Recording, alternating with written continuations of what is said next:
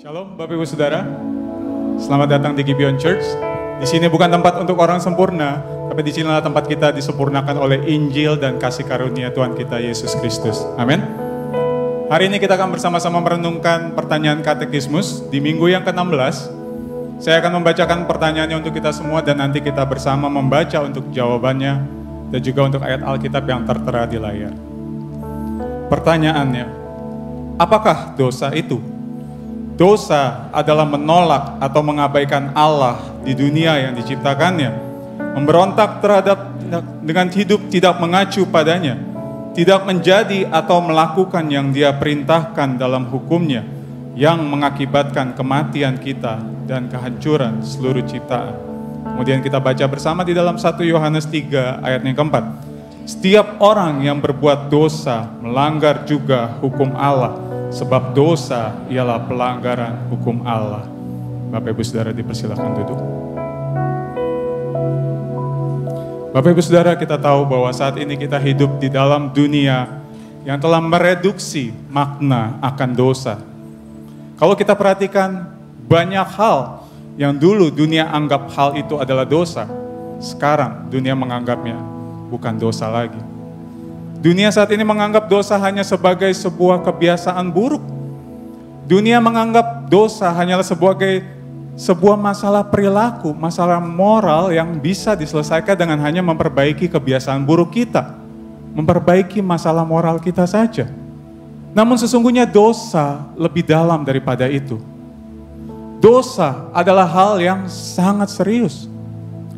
Di dalam ayat Alkitab yang baru saja kita baca, dikatakan dengan jelas bahwa dosa adalah pelanggaran terhadap hukum Allah. Itu berarti ketika kita melakukan dosa, kita tidak hanya sedang melakukan satu kebiasaan yang buruk, tapi ketika kita melakukan dosa, itu berarti kita sedang menolak untuk hidup sesuai dengan panggilan Allah yang telah Allah berikan bagi setiap kita. Kita sedang menolak untuk melakukan apa yang Dia minta untuk kita kerjakan di dalam kehidupan kita.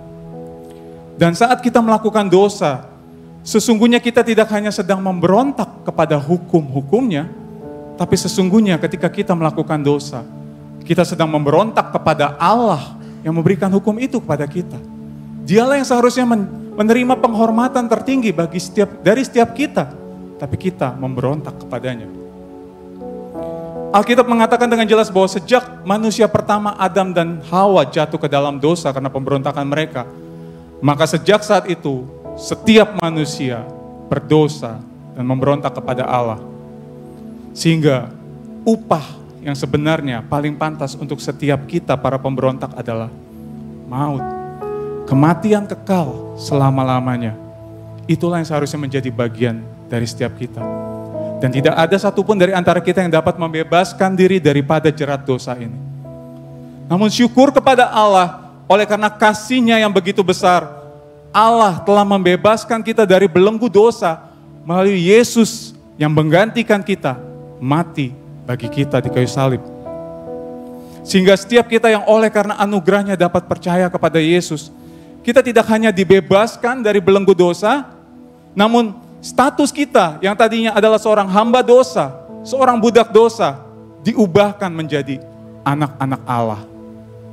Dan kita patut bersyukur bahwa kita tidak hanya menyembah Allah yang mati, tapi kita juga menyembah Allah yang hidup, Allah yang telah bangkit bagi setiap kita. Yesus telah bangkit. Kebangkitannya dari kematian telah menunjukkan bahwa kematian yang adalah akibat dari dosa tidak berkuasa sama sekali atasnya. Dan kita percaya bahwa pada saat ini dan seterusnya, anugerah-Nya akan memampukan kita senantiasa untuk menang atas dosa. Dan anugerah-Nya memampukan kita untuk melakukan segala hukum-hukumnya dengan satu alasan. Karena kita cinta kepada si pemberi hukum itu, Allah, yang telah lebih dahulu menyatakan cintanya kepada setiap kita dengan mati dan bangkit bagi kita. Amin. Mari saya mengajak setiap kita untuk boleh bangkit berdiri. Mari kita datang kepadanya secara pribadi. Karena kita seringkali mendukakan hatinya dengan kita lebih mengikuti keinginan dunia ini daripada kita melakukan hukum-hukumnya.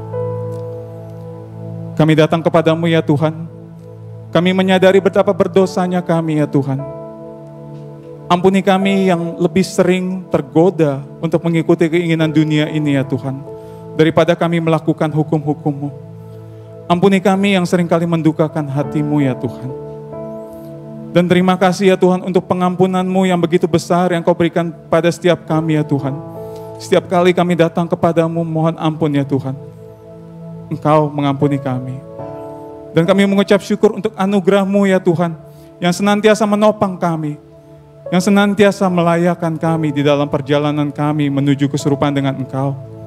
Dan kami bersyukur bahwa kami yang seharusnya mati ini boleh menjadi hidup ya Tuhan, karena Engkau telah mati dan telah bangkit bagi kami. Terima kasih ya Tuhan. Di dalam nama-Mu Yesus Kristus kami berdoa dan kami mengucap syukur. Amin.